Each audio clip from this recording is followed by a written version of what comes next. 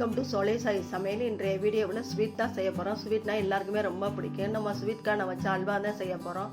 இது 10 நிமிஷத்தில் செஞ்சிடலாம். ரொம்ப ஈஸியாக செஞ்சிடலாம். வீடியோக்குள்ளே போகிறதுக்கு முன்னாடி நம்ம சேனலை இதுவரையும் சப்ஸ்கிரைப் பண்ணலாம் பண்ணிக்கோங்க. பக்கத்தில் இருக்க பெல் பட்டன் ஆல் ஆப்ஷனை கிளிக் பண்ணி வச்சுங்க. அப்போ தான் நம்மளோட எல்லா வீடியோ நோட்டிஃபிகேஷன்லாம் வரும். வாங்க வீடியோக்குள்ளே போய் எப்படி செய்கிறதுன்னு பார்க்கலாம். ஒரு கப்பு ஸ்வீட் கார்ன் எடுத்துருக்கிறேன். இந்த மிக்ஸி ஜாரில் போட்டு அரைச்சிக்கலாம். நைஸாக அரைச்சிட்டு வந்துட்டு பார்க்கலாம்.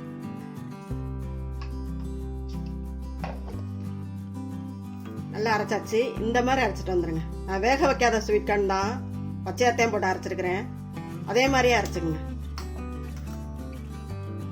இந்த கடாயில் 1 டேபிள் ஸ்பூன் நெய் ஊற்றிக்கலாம் முந்திரியை வறுக்கிறதுக்கு.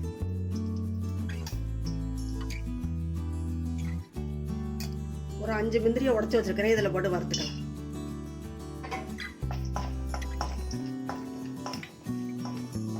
பாதாம் எது வேணாலும் போட்டுக்கலாம், இருக்கிறத போட்டுக்கலாம். முந்திரி நல்லா வறுவிட்டுருச்சு. ஒரு பிளேட்டில் எடுத்துக்கலாம். நம்ம முந்திரி வறுத்த நெய்யிலே இந்த கானை ஊற்றி வதக்கிக்கலாம்.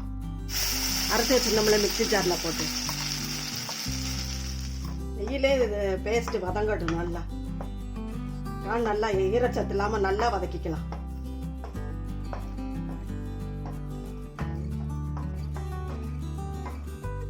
ரொம்ப நெய்யே செல்லாது.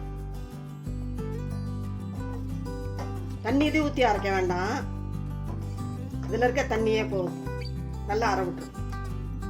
இந்த மாதிரி நல்லா கிளறிக்கிட்டே இருங்க, இல்லாடி அடி பிடிக்கும். நான்ஸ்டிக் கடாயாக இருந்தால் அடி பிடிக்காது. நம்ம ஸ்டீலில் தானே வச்சுருக்கோம்.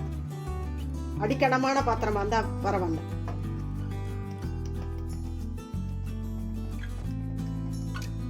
கான் வந்து நல்லா கெட்டியாயிருச்சு, நல்லா வெந்துருச்சு. 1/2 கப்பு பால் ஊற்றிக்கலாம். காய்ச்சின பால் தான் ஊற்றுறேன்.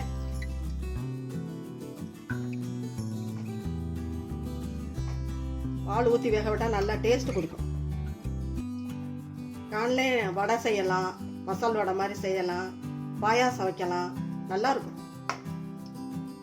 ஒரே மாதிரி செஞ்சு கொடுத்துக்கிட்டு இருக்காம, அவிச்சு கொடுத்துக்கிட்டு இருக்காம இந்த மாதிரி செஞ்சு கொடுத்தா பிள்ளைங்கெல்லாம் விரும்பி சாப்பிடுவாங்க. ஸ்வீட்டும் செஞ்ச மாதிரி இருக்கும் நம்மளுக்கு. இந்த மாதிரி நல்லாவே வதக்கிக்கணும். நல்லா கிளறி எடுத்துக்கணும். நம்ம நெய்யிலையும் நல்லா கிளறிட்டோம். அடுத்து பால் ஊற்றி நல்லா வேக விட்டோம். அப்பதான் கெட்டு போகாது. 4 நாளைக்கு இருந்தாலும் நல்லா இருக்கும். பால்ல நல்லா வெந்த உடனே சக்கரை போடணும். இந்த அளவு வந்தோன்னா சீனியை போடலாம். 3/4 கப்பு சீனி எடுத்து வச்சுக்கிறேன். அதை போட்டுக்கலாம். நீங்க நாட்டு சக்கரை வேணா கூட போட்டுக்கலாம். நம்ம சக்கரை போட்டோம்னா கொஞ்சம் தண்ணி விடும். அப்புறம் இருக்க கெட்டியாயிடும்.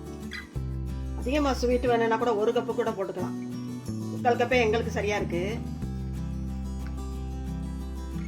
ரொம்ப திகட்டுற மாதிரி இருக்கும் 1 கப்பு போட்டா. உங்களுக்கு பிடிக்குன்னா போட்டுக்கலாம். குங்குமப்பூ இருந்தா கூட போட்டுக்கலாம். நம்ம இஷ்டம்தான். பாதாம் பிஸ்தா எது வேணாலும் போட்டுக்கலாம். நல்லா கிளறிக்குவோம். இந்த மாதிரி கிளறும் போது ஒட்டக்கூடாது கடாயில. அதே பக்குவம். நம்மளுக்கு ஒட்டுது இன்னும் கொஞ்சம் நேரம் வச்சிருப்போம். இந்த டயத்தில் இன்னொரு டேபிள் ஸ்பூன் நெய் ஊற்றிக்கலாம். இதுவே கூட போதும் கொஞ்சம் டேஸ்ட்டுக்காக. மொத்தம் 2 டேபிள் ஸ்பூன் நெய் ஊற்றிருக்கிறேன். 1/2 கப்பு பால், 3/4 கப்பு சர்க்கரை, 1 கப்பு ஸ்வீட் கார்ன். கரெக்டாக இருக்கும். இந்த ரேஸும் கரெக்டாக இருக்கும். இதிலே 1/4 ஸ்பூன் ஏலக்காய் தூளையும் போட்டு கிளறிக்கலாம்.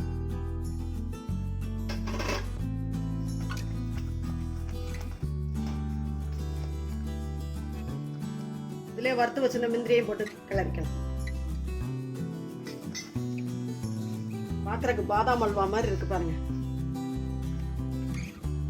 கலரே போடாம கான் கலர்ல நல்லா இருக்கு பாருங்க. வாய்க்குல வச்சாவே அப்படியே உள்ள போயிடும். ஒட்டவே ஒட்டாது.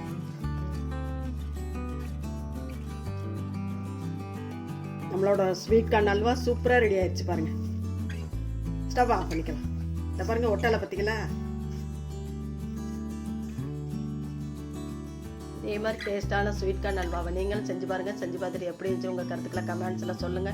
இந்த வீடியோ பிடிச்சிருந்தா லைக் பண்ணுங்க, ஷேர் பண்ணுங்க. நம்ம சேனலுக்கு மறக்காம சப்ஸ்கிரைப் பண்ணுங்க. நன்றி, வணக்கம். அடுத்த வீடியோவில் பார்க்கலாம்.